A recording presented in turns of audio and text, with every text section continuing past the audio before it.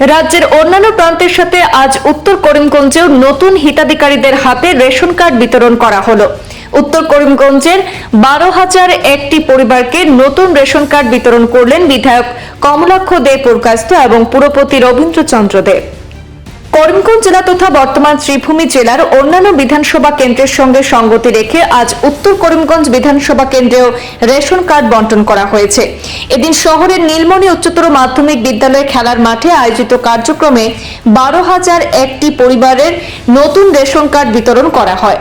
এই বিতরণ কার্যক্রমে মুখ্য অতিথি হিসেবে উপস্থিত ছিলেন উত্তর করিমগঞ্জের বিধায়ক কমলাক্ষ দে পুরকায়স্থ, পুরপতি রবীন্দ্রচন্দ্র দে প্রমুখ।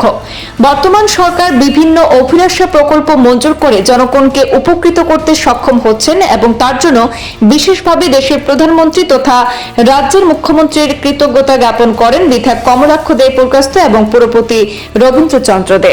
মানুষের কল্যাণ করা, মানুষের ভালোর জন্য কাজ করা একটা সরকারের দায়িত্ব, কর্তব্য। এবং বর্তমান আসাম সরকার যেভাবে মানুষের ভালোর জন্য, মানুষের উন্নয়নের জন্য, মানুষের অসুবিধার জন্য যেভাবে পদক্ষেপ হাতে নিয়েছে, তার জন্য মাননীয় মুখ্যমন্ত্রীকে আমি ধন্যবাদ জ্ঞাপন করছি। কার্ড দেওয়া হবে 28 তারিখের ভিতরে, কার্ড দেওয়া হবে। এবং সবচেয়ে বড় ব্যাপার হচ্ছে গিয়ে 28 তারিখ মানে কি, সেই 28 তারিখের ভিতরেই হবে, 12 তারিখ হবে, 12 তারিখের ভিতরেই হবে। যে এই যে dedication towards the people of Assam, এবং বর্তমান দিনে এত স্কিম, এত ধরনের প্রকল্প হয়তো বা এর আগে কখনো শোনা যায়নি। সমস্যা থাকবে, জীবন যেহেতু আছে সমস্যা থাকবে, আমাদের প্রত্যেকের সমস্যা, বিভিন্ন ধরনের সমস্যা, এক ধরনের সমস্যা সবার নয়।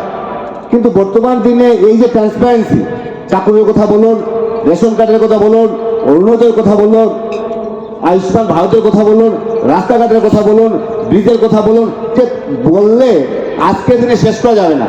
যে প্রকল্পের কথা বললে, বিভিন্ন ধরনের প্রকল্পের মাধ্যমে এই যে মানুষকে সহযোগিতা করা, মানুষকে সাহায্য করা, ছাত্রদেরকে কীভাবে, ছাত্রদেরকে কীভাবে সমাজে প্রতিষ্ঠিত করা যায়, কীভাবে ওদেরকে যাতে একটা সুস্থ সুন্দর একটা পরিবেশের মাধ্যমে যাতে শিক্ষা অর্জন করতে পারে। এই যে বিভিন্ন শিক্ষক বলুন, আজকে যুবকদের বলুন, আয়ুষ্মান আসামের কথা বলুন, যে 2 লক্ষ টাকা করে দেওয়া হবে, বিভিন্ন ধরনের প্রকল্প।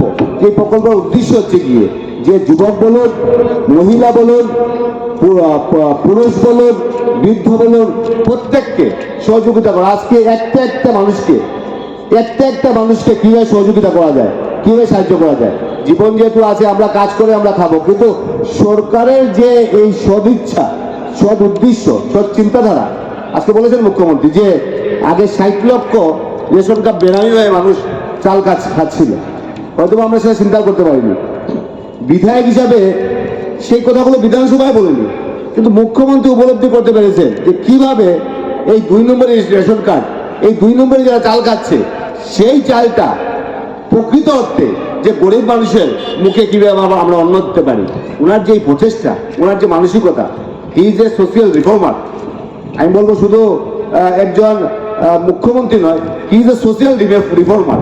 সামাজিকভাবে দাস প্রতিরোধ করা, সামাজিকভাবে বাল্যবিবাহ প্রতিরোধ করা, সামাজিকভাবে সমাজটাকে কিভাবে সুস্থ সুন্দর একটা সমাজ গঠন করা যায়, তার জন্য যেভাবে ওনার প্রচেষ্টা, সমাজে ডেভেলপমেন্টের ক্ষেত্রে, মানুষের প্রাপকের ক্ষেত্রে, ইন্ডিভিজুয়াল বেনিফিটের ক্ষেত্রে বিভিন্ন ধরনের প্রকল্পের মাধ্যমে ভারতবর্ষের বুকে he is the number 1 chief minister, একমাত্র চিফ মিনিস্টার যে চিফ মিনিস্টার মানুষের উন্নয়নের কথা চিন্তা করেন, যে চিফ মিনিস্টার মানুষের ভালোর কথা চিন্তা করেন। এবং যে রাজনীতিতে মানুষের উন্নয়ন হয় না, সেই রাজনীতি আমরা বিশ্বাস করি না। যে রাজনীতিতে মানুষের ভালো হয় না, সেই রাজনীতি আমরা বিশ্বাস করি না। তাই মানুষের ভালোর জন্য কাজ করা মানে হচ্ছে গিয়ে যে সমাজের কাজ করা, দেশের কাজ করা। তাই আসাম আজকে ভারতবর্ষের বুকে 5 নম্বর নয়, 5 নম্বর থেকে আরো যেভাবে এগিয়ে যাচ্ছে, আরো যেভাবে প্রতিষ্ঠিত রাজ্যে রূপান্তরিত হচ্ছে, আমি একজন বিধায়ক হিসাবে ধন্যবাদ জ্ঞাপন করছি। আজকে অনেককে এখানে 19 লক্ষের মধ্যে কিছু দেওয়া হবে, তারপর 28 তারিখের ভিতরে বাকিদেরকে দেওয়া হবে।